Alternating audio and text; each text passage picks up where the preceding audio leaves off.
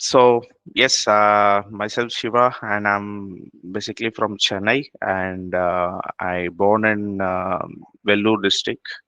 Um, so I'm currently located in Abu Dhabi. So our time difference is like 1.5 hours. I'll be, running back. Like you will be from the people are joined from India, so you will be 1.5 hours ahead from me. So I have like 8 years of experience, and I already have my master's in cyber forensics and information security at University of Madras. So I worked in different companies. I started my career at 2015, and then I started my career in HCL. So in Chennai, Ambattur, as a security engineer. So because I have my master degree in cyber forensics and information security, so I got directly placed into the cybersecurity position as a cybersecurity engineer at HCL. And then I jumped to, after 3 years, I jumped to Temenos AG, and then Infosys. And then I came to Abu Dhabi. I worked for a company called Cybergate, and currently I'm working for an MSSP, which is Co 42, located in UAE, Abu Dhabi. So I have different sort of experiences since I worked all these companies. I've been placed into the different roles, different domains, but all in the cybersecurity. So, like into the freelancing, I was doing this from the college itself. So I'll be providing the trainings to a lot of the students in terms of the specific domains into the cybersecurity. Also, I'll be training from the scratch to the people whoever wants to switch their, domain into the cybersecurity. So I'll be training them, giving like more knowledge into them, and then guide them to start their career or want to search for a job into the cybersecurity. So those are all the things has been I'll be doing like so many years. So I just want on the cybersecurity. I'm so much happy. And in terms of with the information sheet, what I can see that there are most of the people are here is not from the cybersecurity background. You have like different backgrounds, and also I can see people wants to switch their domain into the cybersecurity. So that's really great. And also the cybersecurity, it's a growing domain now, and there are a lot of other things are there, other domains are there, but there are most highly paid domains, which is if you can take top 5 or top 10, the cybersecurity is one of the main core area where people look into that. And currently we are at 2024 now. Obviously in 2028 or 2020 30, all the portions of the cybersecurity is going to be full, because there are a lot of people are turning into the cybersecurity portion, and they want to become a cybersecurity analyst or a consultant at the current rate. But you are like bit fast. I appreciate you all for choosing this domain, and this is going to be a change for you. Definitely, I hope like after this session, so after the entire course, so what needs to do next, and how to get the job, and what role your interested area of the domain inside the cybersecurity. So okay, so that you can easily pick and you can easily place. So that kind of an assurance I can able to give you, and I'm going to guide you in all the times. It doesn't mean that if this session is over and Shiva will be not there in a contact and you cannot able to reach me, not like that. So you can reach out to me anytime, like in queries, and I can there to support you in terms of your queries or any technical questions or non-technical questions related to cybersecurity. I'm there to support you. So before going into my slide, do you have any questions?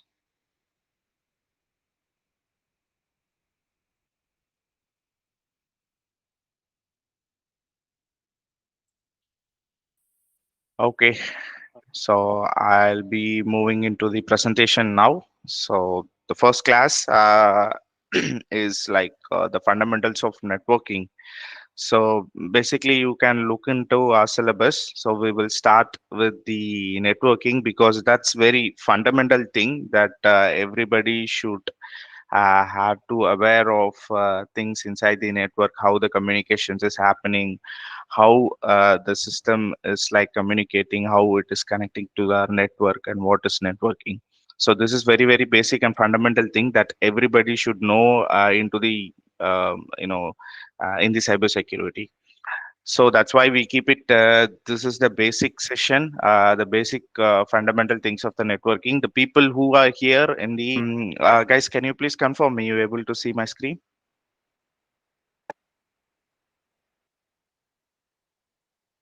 Yes. Anybody? Yes, Shiva.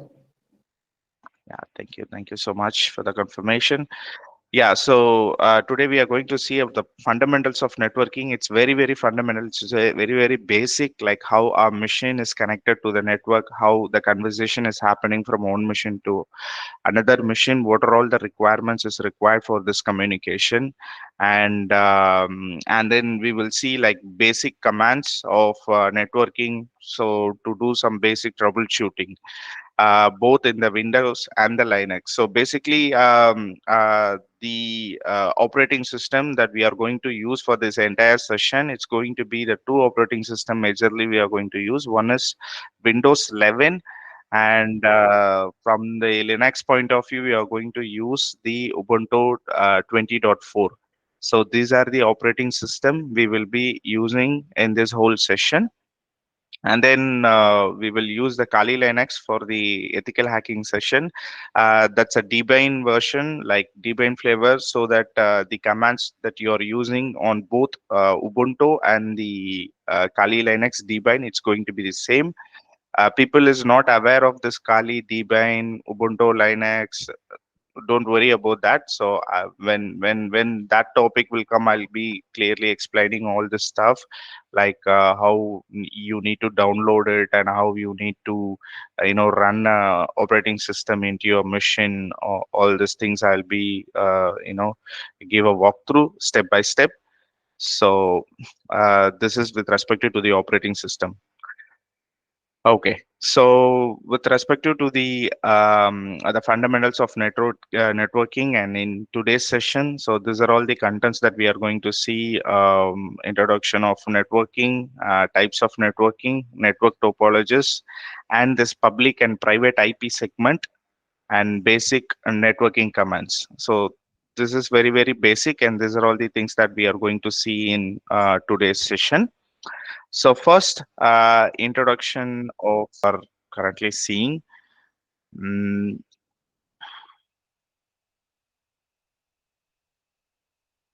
okay, so this is system A and system B. It's try to doing a communication. Let's take an example of your real case scenario that you have your laptop or your computer. You are sending an email to your friend. Okay, so what are all the things which is required to send an email from the system A to system B, from your PC to your friend's PC? So this is very, very, very basic. So you can just give me some examples, like what you see in this picture or in the real case scenarios. What is required to send an email from your machine? So what are all the things you require? So it's just a basic question. People can know. Just give me your answers here.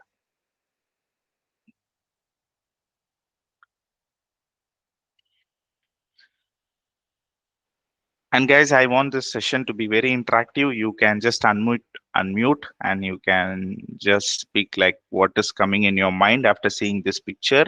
And also, I gave the scenario like if you want to send an email from your PC to your friend.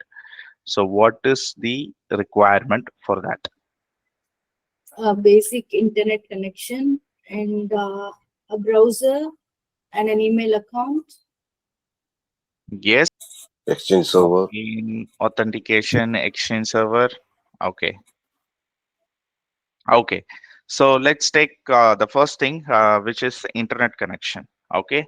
So how this internet connections are coming to us? How are we getting the internet connection? So the internet connection should be bought from the internet service providers. We call it that as an ISP. So this is very fundamental. So ISPs are like if you're buying the internet from the Geo, so then Geo is your ISP. They call it internet service provider. If you're using different one like BSNL, Bharat, like that's a different ISP. So you go there and you subscribe to some plan, you pay for it, and then the next step what they will do is they will bring the modem. Okay, that would be placed in your home where the internet connection is required, and then from that modem that will be connected to somewhere in their server, and they will give the internet connection to you. So both ways is here. One is Wi-Fi, another one is the LAN. Let's take the system A is having the Wi-Fi and system B is having the LAN connection. Okay, so LAN connection, which means wired connection. So there would be uh, network cable will be connected to the PC that gives the internet.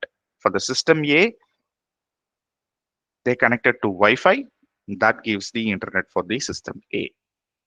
Okay, so in terms of communication medium, so this both cases are same.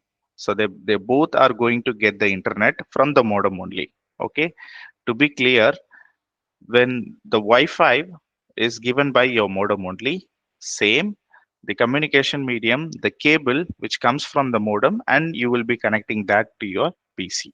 So both the scenarios, the modem is the communication medium.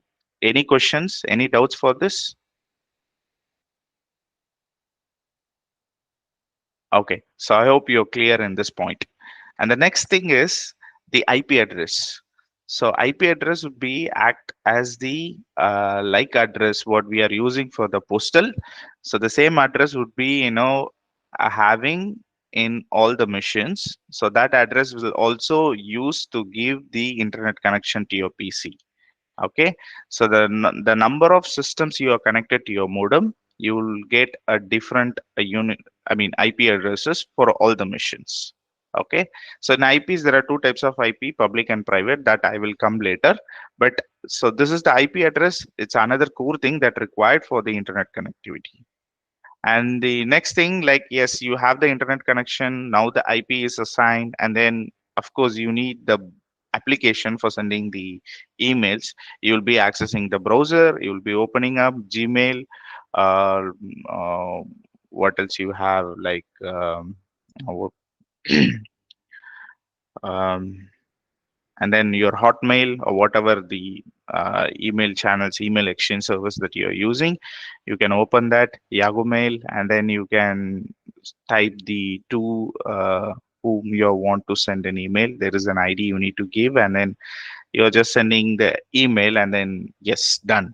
So that with the internet connection, the mail will be sent from the system A, and it will go to the internet, and it will go to the system B. So in between there are other lot of things is there, like the protocols, and then the routers, the DNS and DHCP. So we call it these all the protocols which works at the back end for your internet connectivity and the service which you are using. It's all like different scenarios, different services is there. So we will see everything in this networking session. So like what are all the services, how modem is working, how the IP is divided, and how the IP addresses is going to assign to a machine, and how the email is going, and this about the communication medium, like what are all the devices, different types of network devices we are having. So these are all the things that we are going to see in a two parts. So today it's like part one. We will like, I'm just going to take you some basic things, And then from the next class, so we will be seeing of all this in detail. Okay, any questions?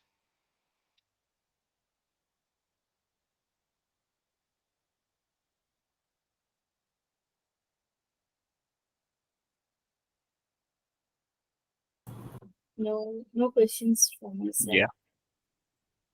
thank you so much.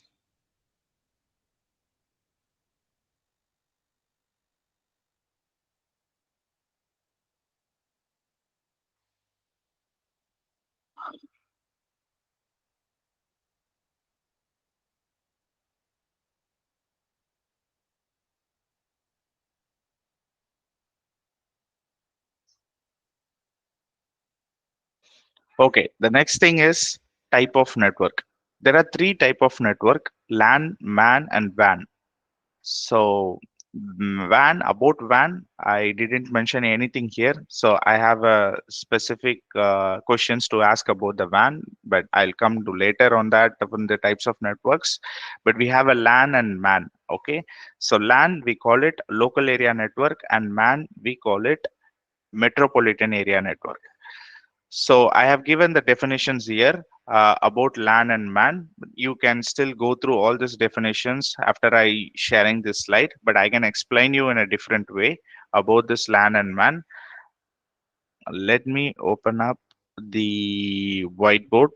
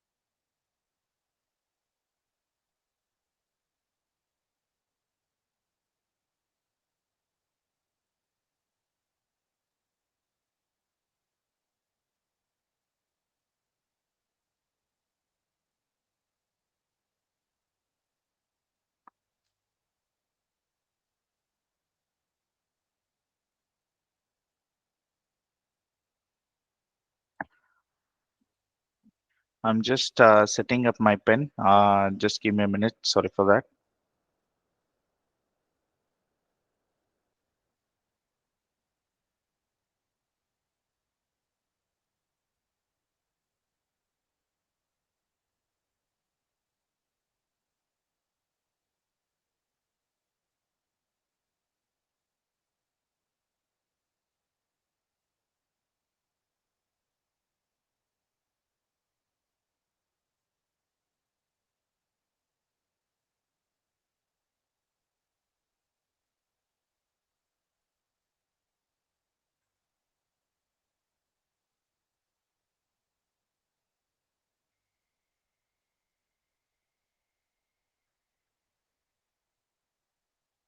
Okay, so mm,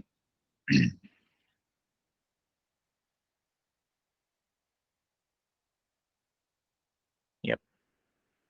So let's take an example that so I hope you all been going into the browsing centers. If you're 90s kid, you will definitely reach out to any of the browsing center. Okay, I'm just taking the browsing center as an example. There could be multiple PCs has been connected together. Okay, so this all PCs where we call it as connected into the LAN, local area network. We call it as local area network. So what we call, why we call this as a local area network means like it would be connected internally all the species, and this species has been having the IP addresses which is called the private IP. In both the scenarios, like I mean in this scenarios the private IP, so all this is being configured locally and it would be having this private IP. So there could be a one modem and there could be the ISP who providing the internet to that modem, and from that modem, this all PCs were connected together. Okay, so this particular modem, it could be wired or wireless, whatever. Like if that PC is connected to the same modem, so that would be comes under into the local area network. Let's take example. You have your modem there in your home now, which is the wireless modem. Okay, it has the Wi-Fi connectivity, and your laptop and your mobile and your PC, whatever the devices has communicated, has connected to the modem. Okay, so that particular modem is giving the internet to three or four devices. Now, all these three and four devices are connected to the same network, which we call it as local area network. Okay, so now you can ask me a question like whether I can able to reach out from one laptop to another laptop inside my local area network. Yes, it is possible, and it is connected internally, and you can able to reach out from one machine to another machine inside your local area network. And what is the requirement for that? Yes, of course, IP address. If you know the IP address of that device, you can able to check the connectivity with that particular device. So I'm going to teach you that as well, like how to find out the IP addresses of your machine and how to check the communication is there between uh, uh, like one device to another device. Okay, so any questions with respect to this local area network?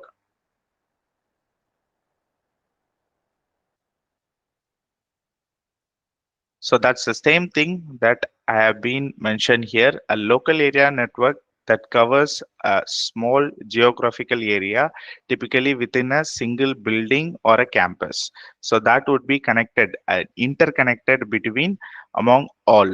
Okay, and then like it connects with your computers, other devices such as your mobile phones, your printers, your TV. If you ask that internet connectivity, then that would be connected together, and it is like commonly used in homes, office, schools, and small businesses like browsing centers or like any printer services center. Like this wherever you see a small office, like it doesn't have a multiple branches, and then that is like you can say that that is connected with the LAN with this internal network. And then for that, we use the Ethernet and Wi-Fi. So Ethernet is nothing but your LAN cable, so that you are connected to your Ethernet. So that is the LAN cable. And the Wi-Fi is the wireless internet that is using the technology for connecting in the LAN. Okay, so for this Ethernet, you probably I don't know how many people are heard about this particular word called Ethernet. Okay, so Ethernet is nothing but it's a chip, it's a board. It would be in your laptop or a machine where it is like having the network port. So let me show you the pic from the Google. I don't have the specific pic for that. So if you just go to like the Google and you can search for the internet card, I mean the Ethernet card, you will able to see like this. So this is the chip which I was talking about. So this would be in your laptop. Obviously, wherever the port is like, which is shown outside. So at the back end, there will be a chip which is connected to your motherboard. So when you plug the internet cable, then the internet will be sent via this particular chip, this particular device. So this is the Ethernet device. This is used for the connecting the cable, especially the internet connectors, and this will be gives the like used for getting the internet from your modem. So this is called Ethernet.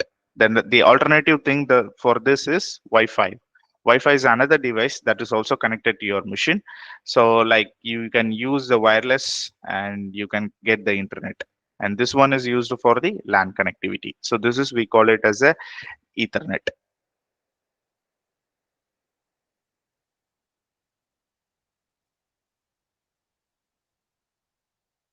Okay. So this is all about the LAN. And now MAN is like metropolitan area network. And if you are having multiple LANs, okay, so let's take a company called ABC has a different domains, HR, and then like different branches. HR branch is there, and marketing branch is there, IT branch is there. All these branches are located in different region or different places. Where one is in Chennai, another one is Bangalore, another one is Delhi.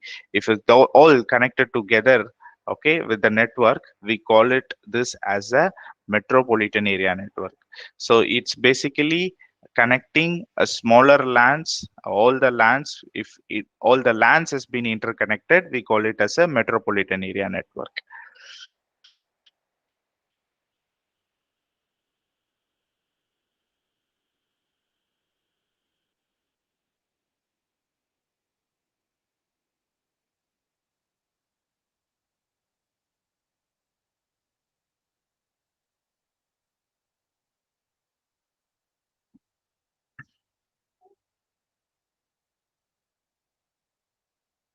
I like old paint. I want that. Is your paint application has been updated? Have you seen this new paint? I don't like this. Okay, so so we have this LAN. This one we consider as LAN A, and similar if we have a different LAN.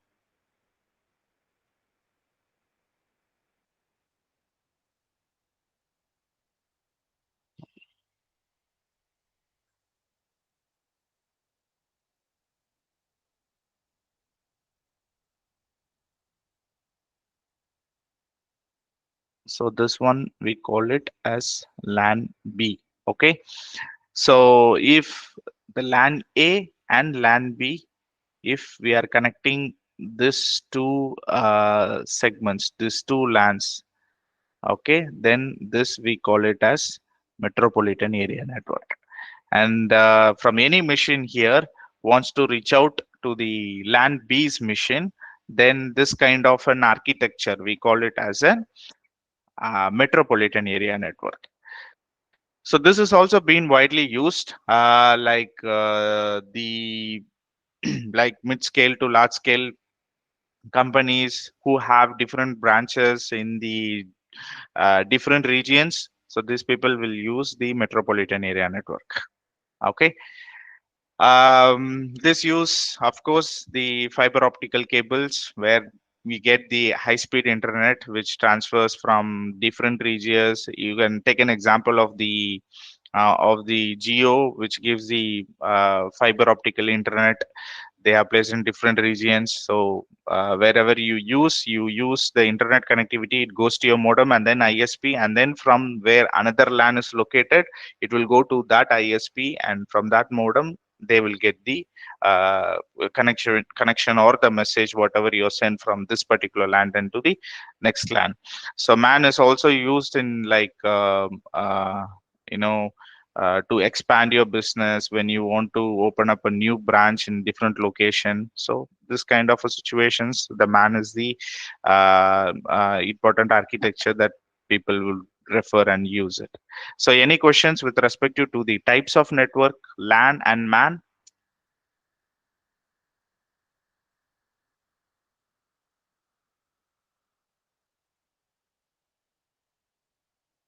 Okay, so the next thing we are going to see is wide area network, which we call it as WAN.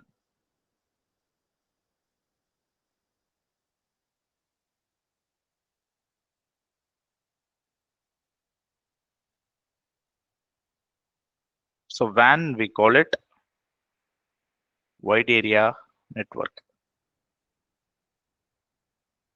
Sorry for my bad handwriting. So I I leave it to you, like wide area network. So have you like anybody heard about this, and do you give any best example for the wide area network by seeing this name?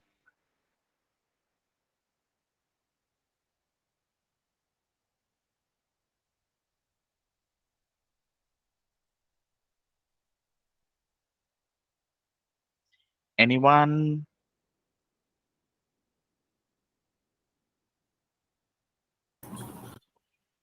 A bank or some. Okay, but that was nice try. So the wide area network is simple. If I say the one line, one word, you can easily understood. So this is the internet what we are getting. So it doesn't have like any limitations. So wherever you go, you have your SIM card with your mobile, you have the internet plan activated, you will be into the wide area network. So this wide area network, it's like globally connected. You can do whatever you want in the internet. You can send a message to your team, and you are using WhatsApp, different applications in the internet. So internet is basically the wide area network. So it doesn't have any limitations, or it doesn't like fall into a single LAN or MAN. It is like globally open. If you're connected to internet, you have so many resources to be accessible. You can able to access it. So in the wide area network, so wide area network, it's nothing but your internet. You got it? All are clear with respect to the types of network: LAN, MAN, and WAN. Yep. So I'm moving into the network topologies now. Okay. So the network topologies is say for example, you are a network architect, okay, or network consultant or whatever. So you have been hired for a company, and that's a small company. They want to do a business with the 5 employees or 4 employees. Okay, so now your manager or your boss is asking you to set up a network connectivity or network, um, you know, setup for your company. Okay, so what kind of an architecture that you want to choose? Okay, so there will be a lot of connectivity mechanism having in the networking. Okay, so sorry, which one you need to use, like which one has the more advantage using the another one. So in this network topology, we are going to see a different topologies, which means a different architect which we can implement in those kind of a scenarios. So like implementing the entire network for the team. Okay, so this topologist is nothing but an architecture or a design which we propose as a network architecture to the or to the company or to the uh, team that where you are working with. So this has both advantages and disadvantages that we are going to see in each topologist, and like which topology used for which scenario. Okay, so that is what that we are going to see in this topology. So first you can see in this diagram, which we call it as a ring topology. Okay, so there are machines connected in the ring form. Okay.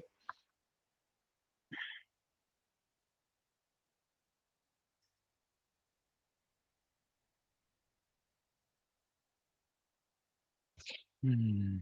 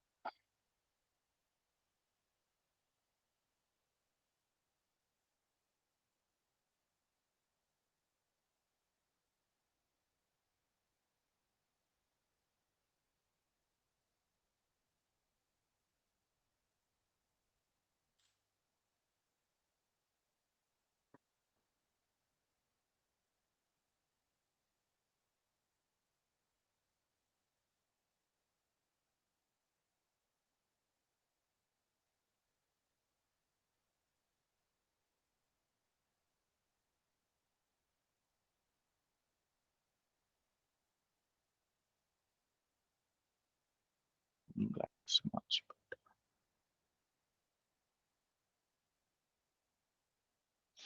Okay, so uh, topology, the first topology we are going to see is ring topology. So ring topology, basically all the machines here would be connected in a ring format. So you have a system A, B, C, and D. Okay. So if you're placing all these machines like this, and then if it is connected in a ring format. So this is all wire. Okay. Wire means like the network cable has been connected in a ring form. So this is a ring topology. So in this topology, so you have to like the communication will go from A, B, C, D, and E in a clockwise or anti-clockwise. It depends upon how you are installing this particular topology, but you cannot change after that. Okay.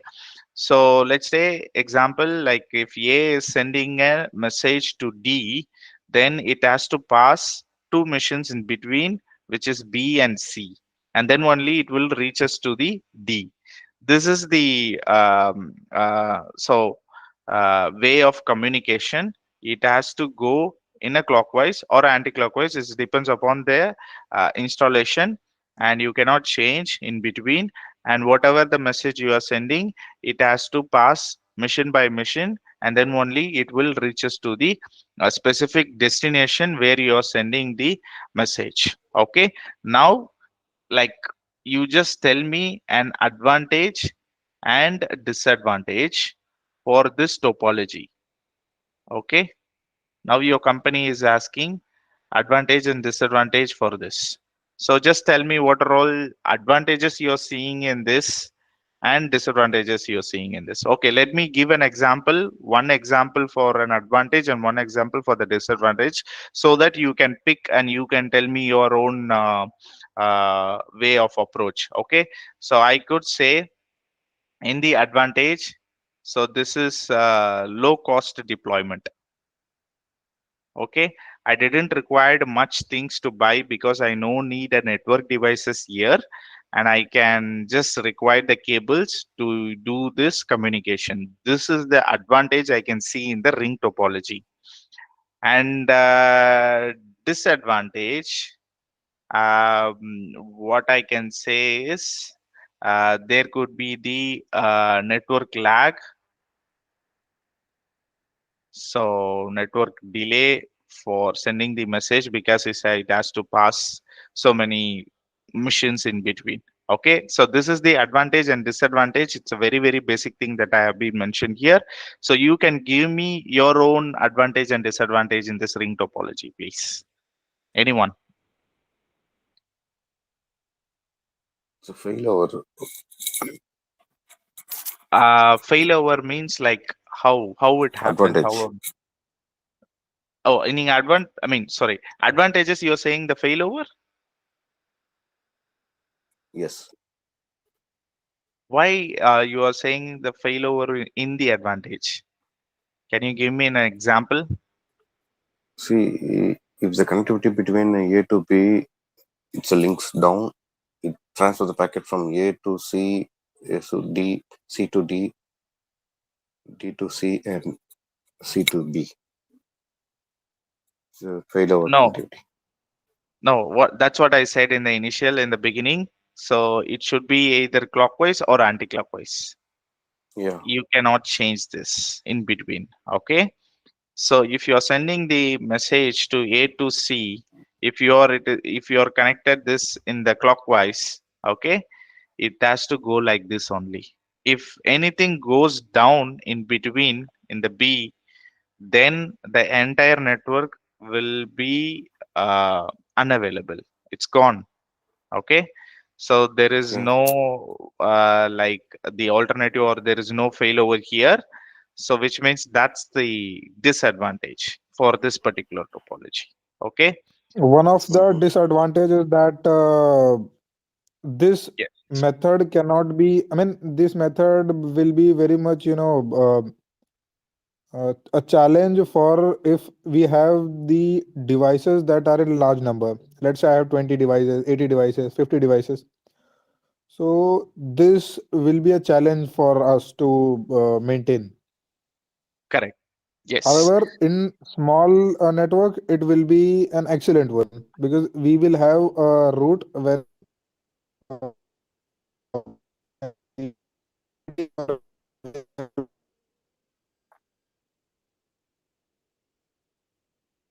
Sorry, I lost your voice. Is that only for me or everybody is facing this Yeah, issue? I I'm mean, also I facing the cannot hear. same. Okay, okay. So then that's a connectivity issue from his side.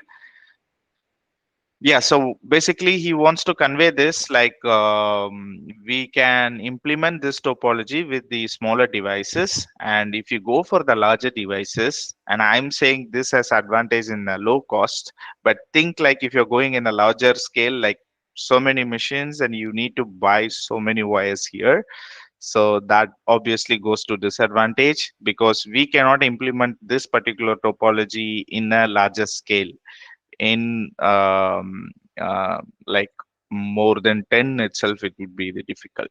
Okay, yes, so these are all the advantages and disadvantages. Yes, you are bring all the points into the table and I really appreciate. So we will move to the next topology. So the next one is bus topology. So this one is the interesting topology. I have seen this when I was in my college days, and this topology was implemented in my lab, and I have seen the same topology in one of the browsing center as well. So let me discuss about that topology now.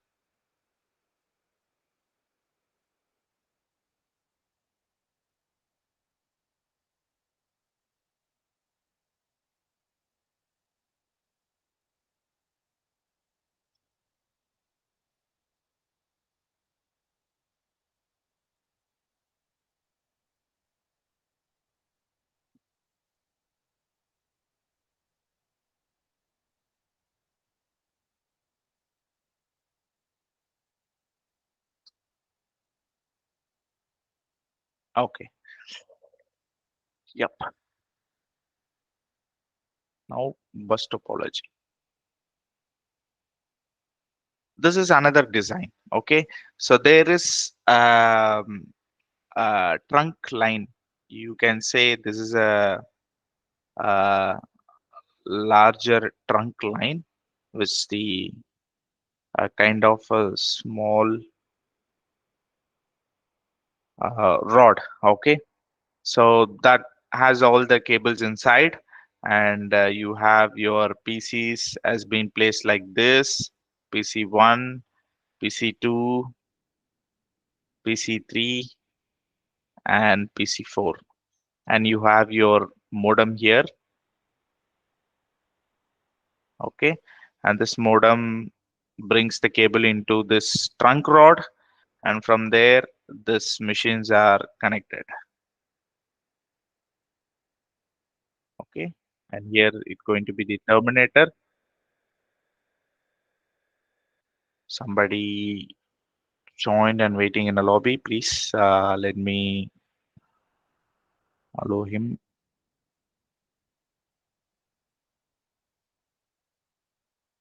Morgan, you have a question, you raised your hand, please. Yep. For this, that infrastructure, the last slide. Yeah. Can you give me? Yes, in the ring topology. Yeah, yeah. Can you give some example? Is it in real time? There is no any much real time. Like the most of the scenarios, this topologies were not implemented because it has lot of disadvantages. As I said, there are machines connected in a circle format. Either it has to clockwise or anti-clockwise. And if one machines or one line is break in between, uh, and then the entire topology, entire network would be Mm, into the failure. yeah, Okay, yeah. since these topologies were not used in a real time. Okay, so there are different topologies like has been moved, and in different scenarios we'll be using the different topology. For this particular topology, you have 3 4 machines and you've been connected together, you have different topology or different architecture. It has more benefits. It's a more easy, and it has a failover, all kind of things. So in terms of the topologies, the ring topology is one of the example to see how the advantages and disadvantages, and in the real time it is not used because it has a lot of disadvantages. You got it? Yeah, got it. Yeah.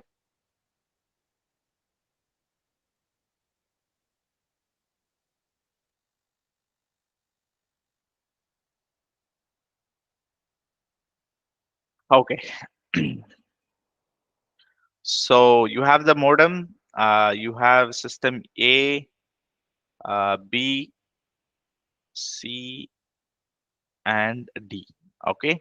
So all this internet line will be come from your modem and it goes to A, B, C, D. Okay. Now tell me, in this topology, what are all the advantages and disadvantages you're seeing? Anyone? You can put your points here.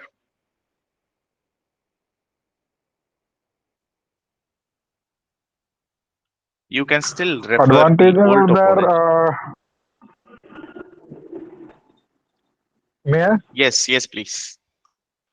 Yes. So the advantages is that the data connectivity will be on higher side. If one of the system or one of the devices goes down, will be working fine. So yes, this is a couple regard now. Yeah, exactly. So here, the communication has been segregated, and if one of the machine is failed to response, and in the other machines in the network, it will not affect at all. So still, the internet will be going to C, B, D, and everything is working fine until if this trunk rod goes down. Okay, so this makes you complete failure, and this will impact. Okay, so this is the disadvantage, and other than, there are so many advantages which I can see is that maintenance is very easy. If you identify any issues in this particular network, you can easily troubleshoot because you know which machine is not responding, and you can able to troubleshoot that still without impacting the entire network. And you have other machines like will get still get the connectivity, and the which is like easy to install as well. The second advantage, yes, you can install easy and you can do the maintenance, you can do the troubleshooting whenever you want. And disadvantages is the only thing I can see is that trunk rod. If this goes down, the entire network which goes into the failure. So we need to give an uh, high attention to the trunk rod for the maintenance, and seeing if everything is working fine in the cable. If it is not, then the network will go to into the failure. So this is the advantage and disadvantage into the bus topology. And then we have different other two topologies, which is the star topologies. And this topology is also like highly considerable nowadays, and people are using this star topology very much.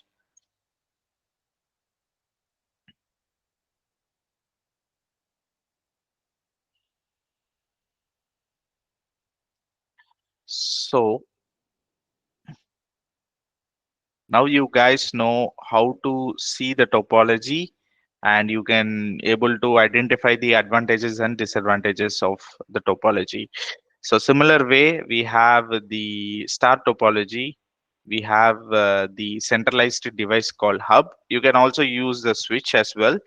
I will be giving more information on the network devices part, but just think that as a central device, as a hub.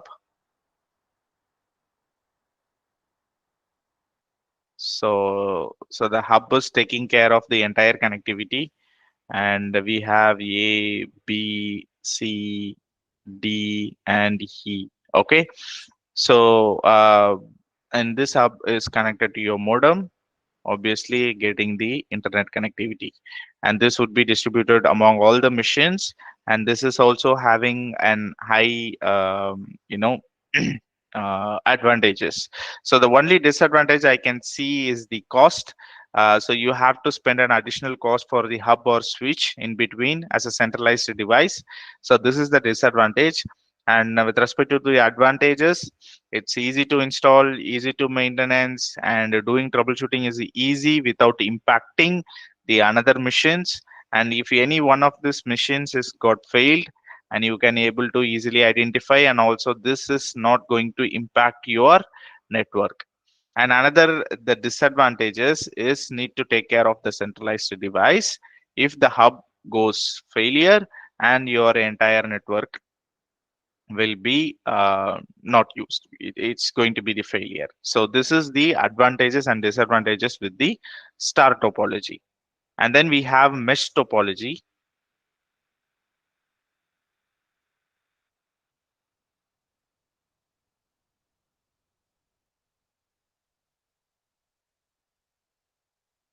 So mesh topology is like all the machines interconnected with the cables. So let's take, I have a four machines A, B, C. If these machines are connected to all the machine, and this machine still connected to all the machine, and this machine is still connected to all the machines, which means like all the machines are connected into the cables. This is, we call it as a mesh topology. This is highly expensive because I'm just talking about the disadvantages. So this is so much of expensive because you need lot of wire need to be purchased, and this is not easy to do the troubleshooting, because if any one of this particular line is failed, but still you have the communication, you can able to reach the machines in alternative way, which means like to identifying the problem is very difficult. So difficult to identify the problem, because still you can have the internet connectivity. You need to do a lot of troubleshooting to see where the problem is, and all these wires are will be the mesh, and you need to identify where exactly the problem is, and you need to fix it out. So this is the disadvantages, and it has like more disadvantages. In terms of advantages, the only advantages is failover. If one line is failed, another line is there to do the communication, to interact with the another mission. So this is the only advantage we are seeing in this mesh topology, and this topology is also not used widely. As I already said, in this all topology, there are two topologies are very highly, used. One is the star topology, another one is tree topology, which is client server architecture, which we are going to see next. So that's all about the mesh topology. And finally, we have tree topology, or you can say a hybrid topology. So this has two, three names like tree, hybrid, or you can say server client. So the machine would be called server, and that server has two client,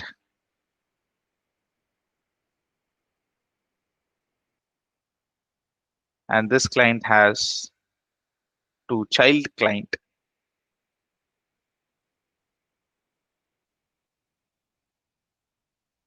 Okay. So this client is reported to server, and this child client reported to the client. And this is the way the architecture is defined. And this machine can easily connect to this machine, and this machine can easily connect to this machine. So this particular topology has been used in different areas where the application developers are using. They have the main server, like there they have a different DB server at the back end, which has the whole the informations, and they have whenever there is a request from the server, the client will provide the information. Okay, so in those architectures, the client server architecture has been used in terms of developers developing the front end with the Angular JS or some developing tools, and at the back end they have the DB, SQL DB, MySQL or MongoDB, those kind of DB servers at the back end. And whenever there is a request from the server, and it will go to the DB server and bring the information to the server. And so this way, this architecture is worked, and those are all the places where this architecture has been used, which we call it as a tree topology or hybrid topology, the client server topology. Any questions for this? Or any questions Nothing as so such for now. far in this topology? Great. No, Shiva. Yeah. So this is about the topologies and architectures. Now you see a different architectures in the networking. So wherever you go, you can see the architecture of the networking, how these machines are interconnected. So it could be the possible thing. It is mostly with the star topology. So there are companies who using the switch modems connected with different missions. Yes. So we completed the topologist part, and the next thing just we are going to see about the public IP, private IP, how to identify that. Okay. So IP address, in terms of IP address for our machines, we all have the IP address. Okay. So there are two types of IP address, public IP and private IP.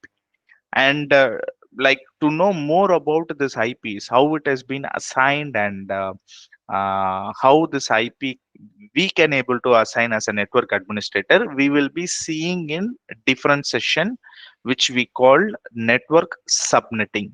Okay, so in that session, okay, in that particular class, I'll be teaching how these IPs are working in detail, and how to assign the IP addresses, what IP you need to assign to do the communication. So this everything we will be seeing in a separate class, but this is the basic class. I just want to tell you to identify what is public IP, what private IP. Okay, let's take an example for this.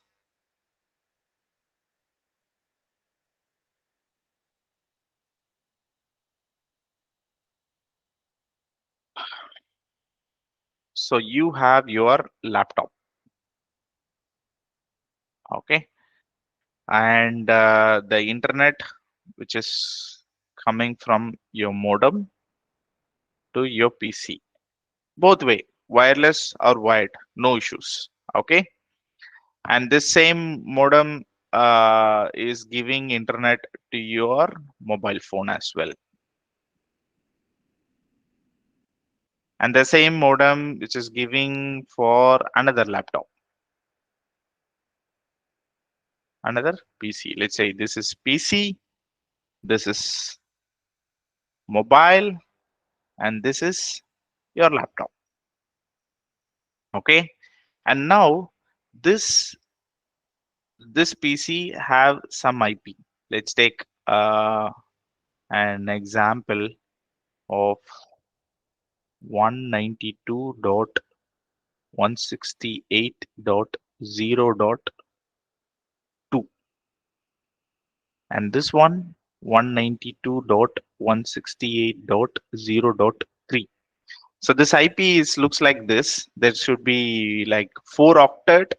Each octet will be 0 to 255. So but don't go into the deep. Just assume that this is a sample IP. Okay, I will be teaching you in another class in detail about how this IPs is working, but I'm just giving you the example now. 0.4. So the change is only the last number 234. Okay, now assume this, the PC address is 2, the mobile address is 3, and the laptop address is 4. Okay, so the private IP we consider, these are all we call it as a private IPs. because this is internally connected, your internal connectivity. Okay, and you have one public IP is also assigned for you. That is where your internet is coming from globally. So this is your internet. Okay, that is coming to your modem, and this has one public IP. One public IP. So we have one public IP and three different private IPs for each mission. So you understood my point? So how could this one public IP is having a three private IP? So this three private IP assigned by your modem. It depends upon how many machines is communicated to your modem. This modem will assign those IP address. If any of the new devices is communicating to this modem, so the private IP will be assigned to that. Okay, and the modem will give a new private IP. Okay, like 5, 6, 7, like it will go on. Okay, and then but there is a limitation for that. That also we can see later. So now public IP, this will be assigned from your ISP. So ISP will give the public IP. Now how to see the public IP and how to see the private IP? Okay, so to see the public IP and to see the private IP, there is a command, there is a ways to see that. I will show you. But before, there should be a ranges for this private IP, but I don't want to confuse you. So the private IP ranges will be assigned in this ranges. So always your private IP would be starts with 10.0.0.0 and 10.255.255. Like just take an example. Your private IP you can see in this numbers only. Okay, your public IP apart from this, your public IP would be in different numbers, in like we have 0 to 255 in between any numbers. Okay, so public IP, to see the public IP you can go to your Google. The easiest way to see the public IP, you can type for show my IP address. Okay, so you will see this kind of an options. You can go for the first option which gives by, yes, there we are. You see, this is my public IP. Okay, so this is the ISP is Emirates Telecommunication Group. City is Abu Dhabi. Country is United Arab Emirates. So this is my particular location where I'm staying, and this is my public IP address. So in your machine, if you have Google, you can also search for the public IP. Okay. Yes. One more method is to just search what is my IP on Google, and it will directly reflect the IP address. Sorry. One more option to search the IP address is just we need to search what is my IP. Yes, what is my IP? Show my IP. You can use a different Yeah. terminologies. So it will show your public IP address.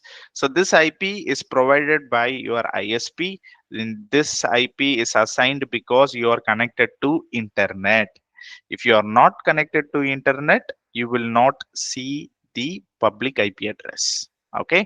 So this is the note, this is the clear thing that you need to make sure. So this is where you are getting the IP addresses. And now to see the private IP of my particular laptop, because now I got the internet till to my modem, and my modem is assigned one IP address to this machine, which is an internal, which is a private IP.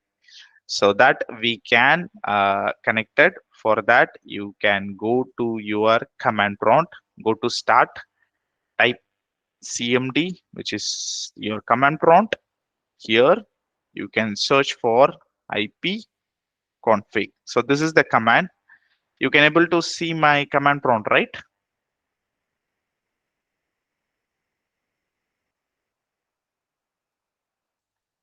Yes, we So can see. IP, yeah, IP config. if you type this, if you enter, and there are different adapters,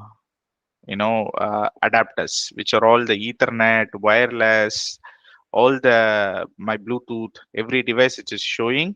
But for my Wi-Fi, so you see the IP addresses 192.168.0.184. So this is my private IP. Okay, this has been allocated by modem to my machine, to my laptop. So similar way, if I have another machine, if I go and do the same thing like the IP config, I'll get a different IP address for that particular machine. Any questions? Like, okay, and I forgot that if you're using the Linux, okay, Mac or Linux, you can use if config, which is nothing but your interface config, if config. Okay, that is for the Linux to see the IP address. So we will be using this command in our Linux machine in our lab. So that time you can see how to see the IP addresses. But for Linux, this is the command if config. For Windows, it's IP config to see the IP address, to see the private IP address. So now let me put one question to you guys. Is the diagram? Come on. Okay. Yes. Here, if PC, if PC1 and your laptop, if you open a Google Chrome and you search for what is my IP address, and it will give the public IP. Okay. So PC1 and laptop will have the same public IP or different public IP. Anyone? This is a small question, small quiz for you guys. Same IP, as it will Same be IP. getting the IP of modem. Yeah, exactly. So it's going to be the same IP. As I said, this public IP could be a single IP, and there could be multiple private IPs in the multiple machines. So this is a basic thing, a basic way of the IP addresses. So if you want to check the communication, okay. So now I'm just moving into the another topic, which is basic networking commands. Okay. After IP address, the next topic is basic network commands. So first command we see IP config to see the IP address. To check the communication, there is command called ping. I hope you guys able to see my command prompt, or you want me to increase the font size, or it is okay.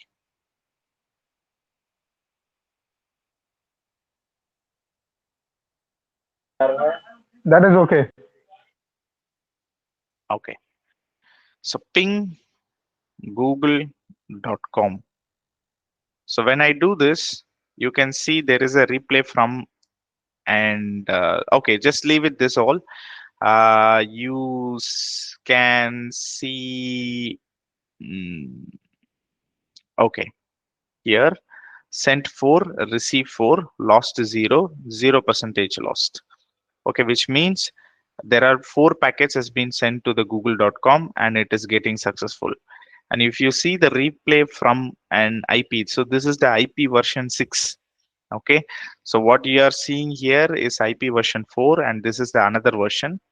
We will see that and all later, but to check the communication, I'm just checking one communication whether I can able to reach Google or not. So for that I use the command called ping.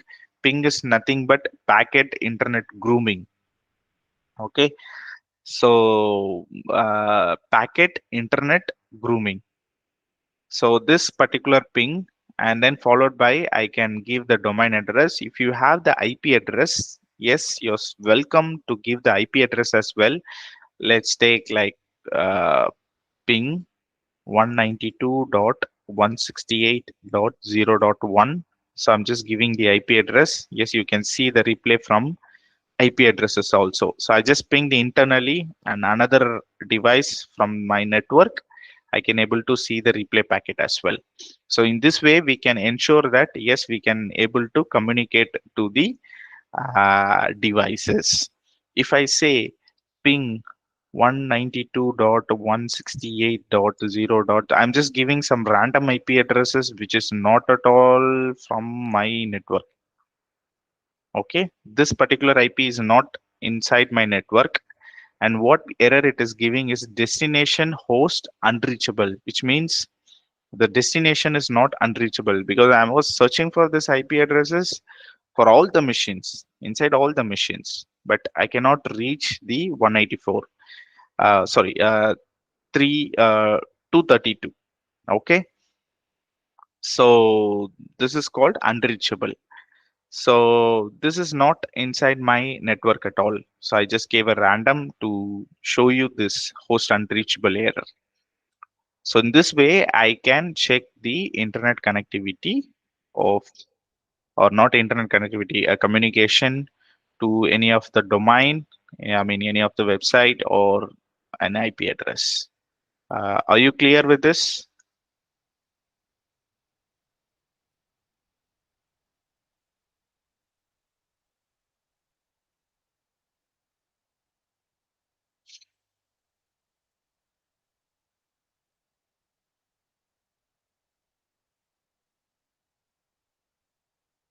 Okay. So you have seen now ping command to check the connectivity, and then you have seen the IP config, and the next one is tracert. So this is nothing but trace route. So if you are reaching the destination, how much devices in between? Okay, how much devices? This is basically this particular tool is used for during the network troubleshooting. So if there is a lag in my network, I can do the trace route to identify how many devices in between in my network. Let's take an example from my laptop to Google server. How much servers are in between? How much hops or how much routers in between? How it is going? So for that, we use this command called traceit. Okay, traceit google.com. Now this goes one, which is my network, and then it will goes to the multiple network, one, the next network, and then next network and next network. The star, it's like the firewall, it's a security device which gives the response still, but it does not give the data. And then the next thing, it is going one by one, going one by one. Okay, there are 9 hops. Okay, there are 9 devices. So this will go up to 30 hops. It will go to 30 hops, but it didn't go to 30 hops at all. The only till 9 hops, the trace is complete. I can able to reach the Google in the 9 hops. Okay, so this is the trace route that you can see, like how many servers it is crossing to reach that particular server, because the network we have in between modem, like this modem, you have a router for your ISP, and from your ISP it has to reach to the Google server and their ISP and then Google server, and then it has to replay back.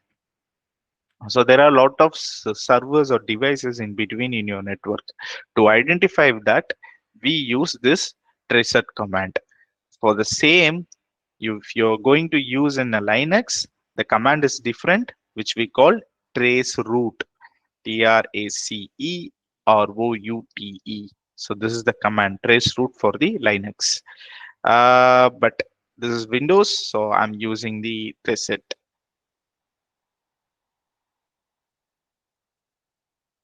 And then to see the MAC address is nothing but your machine address.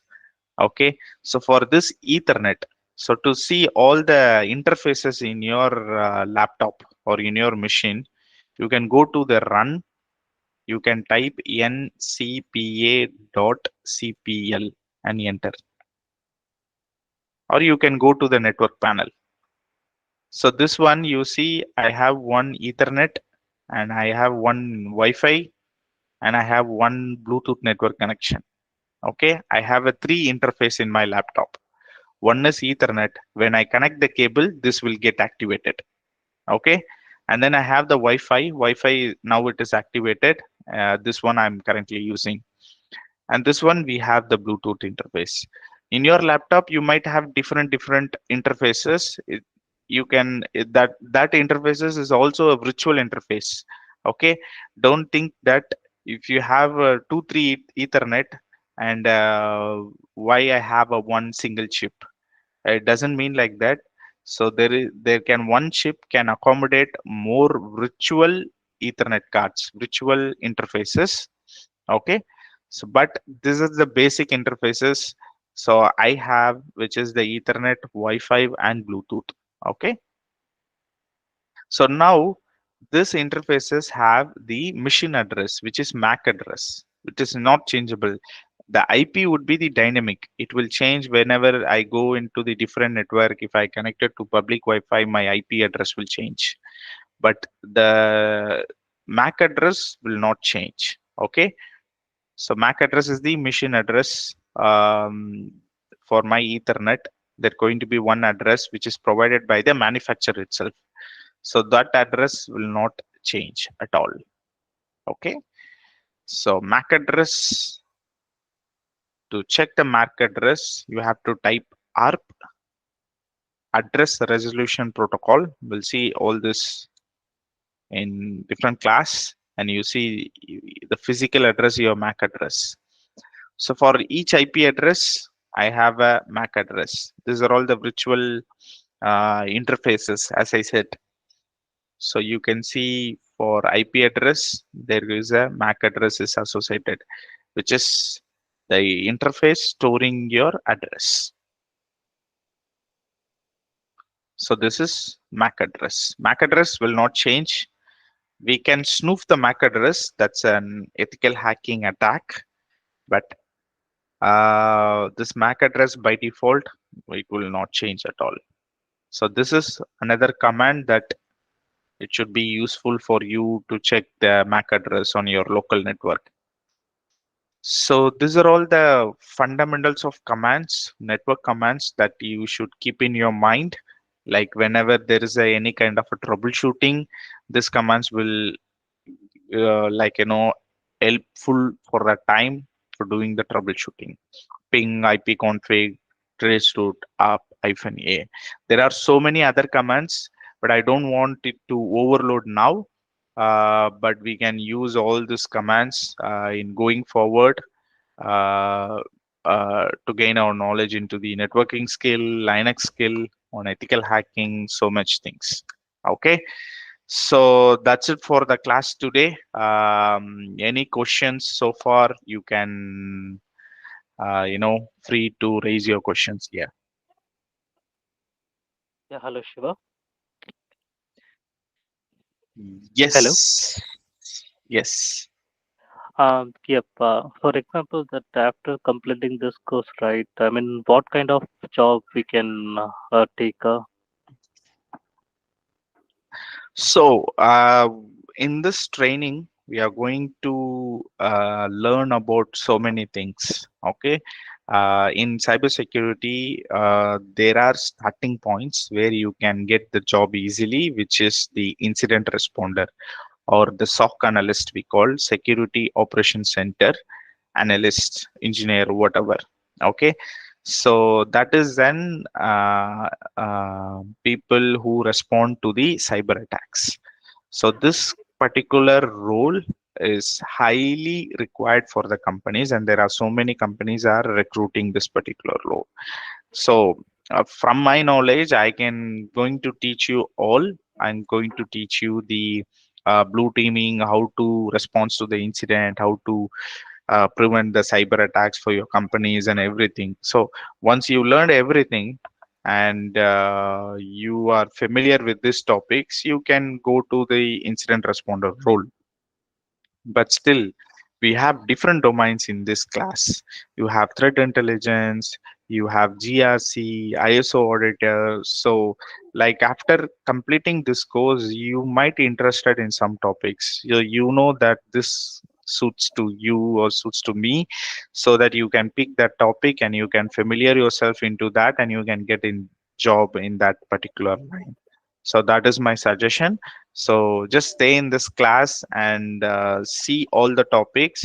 wherever you are more comfortable and you are like having interested into that, you can approach that particular topic to get the job. Yeah, sure. For the stock analyst, and which kind of SIM tool we are using, and for example, the Splunk XQradar or like that, which you are teaching, and how about the lab environment for using Kali Linux? So sim tool, yes, we can still use the Splunk, but Splunk is not the right solution for the beginners. Okay, so in terms of sim, so I'm going to show you the Wazoo. Wazoo is a open source sim that I can use. I can deploy in the cloud. Um, so that I'm will be deploying in the cloud. I'm going to use the Wazoo open source sim for our lab environment. Okay.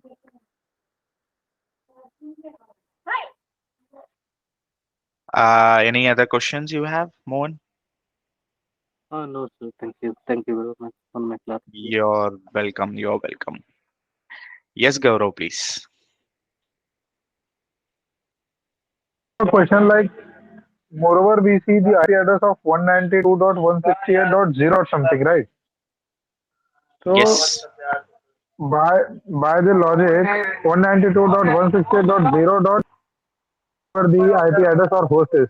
So there are total 255 IP addresses we can consider. So how this IP address is distributed among other users? How are that one, if I may know? Yeah, so that is we are going to see in the subnetting. So there is a called Okay, VLSM, okay, fine. okay, and the FLSM. These are all the subnetting concept where we distribute our IP addresses into the segments, and then that IPs will be assigned to our each machine. So that we will be seeing with the tool of Cisco Packet Tracer. So in the upcoming classes, you might see this subnetting course. I mean the subnetting trainings. Okay, fine. Is that clear? Yeah. Yep. Thank you. Yep. Any other questions from anybody? Also one more So, thing. Training will be on weekends only or on weekdays as well? as of now, we are going in weekends. The sessions will be in the weekends only, Saturdays and Sundays. Okay. Yes, Lakshmi. So could you please repeat why we use ping network command? Yeah. So ping is packet internet grooming. So basically, you have a IP address or the website.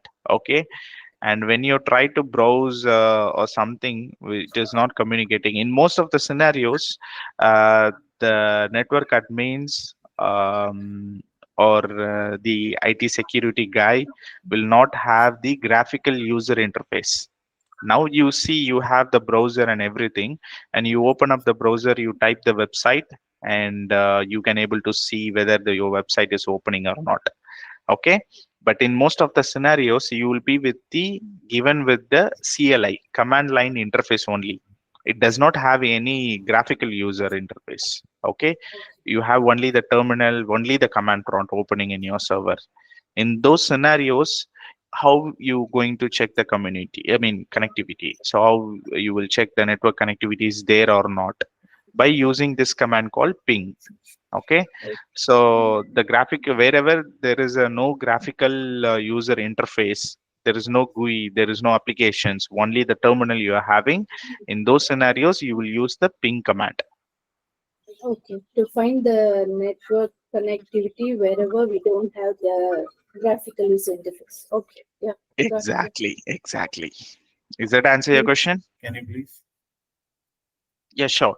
See, in terms of cybersecurity, it's a growing domain, and there are a lot of new job openings in this particular year or upcoming years. As you can also see, the budgeting of India, they have allocated more funds for the cybersecurity to onboard more people into that. Since we are moving into the technology-oriented structure in all the in all the domains, in all the areas. So in wherever there is a technology, the cybersecurity is must required thing, because the growing attacks is also parallelly, which is high. So we need to be there to prevent all the cyber attacks, so that this particular thing is also increasing. The requirement and the demand for the cyber security is also increased. Okay.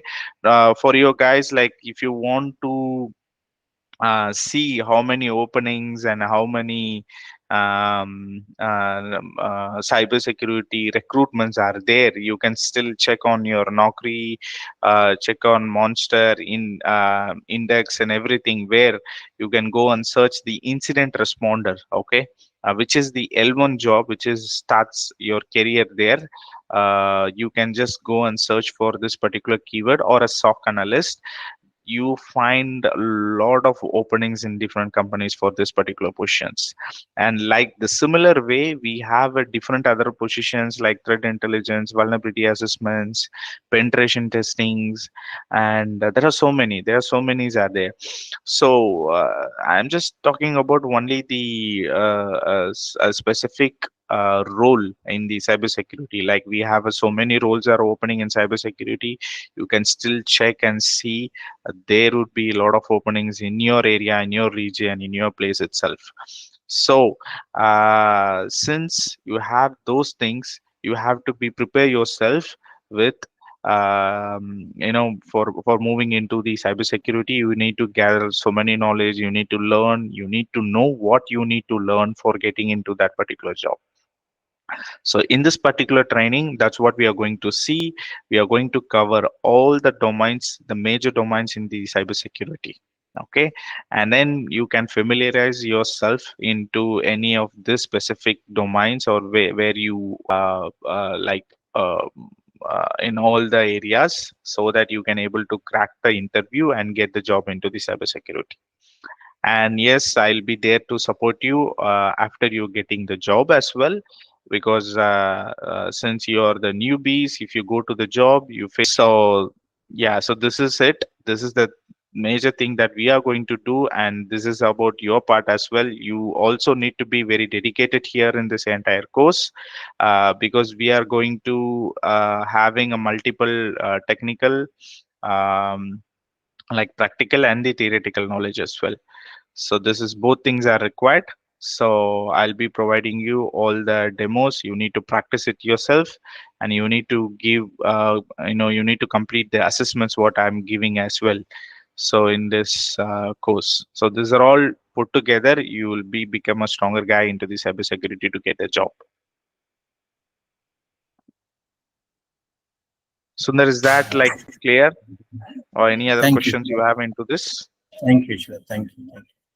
I hope it's clear. Thank you so much. Yeah. Yeah. Okay, okay, all. Thank you so much. If you have any queries, you can free to drop a message in the WhatsApp. I will be responding you after seeing the message. Thank you all for joining today's session. Thank you. Thanks a lot. Thank you. Thank you. Thank you so much. Thank you, Shiva. Thank you, everyone. Thank you. Thank you, Gaurav. Thank you, Shiva. Thank you, Anand. Thank you. Thanks for joining. Thank you. Thank you. Today's recording, once you uploaded, we will share it. Okay. Sure. Thanks. That folder, you please share. Ping me, where we will upload it. Recording, you can stop it.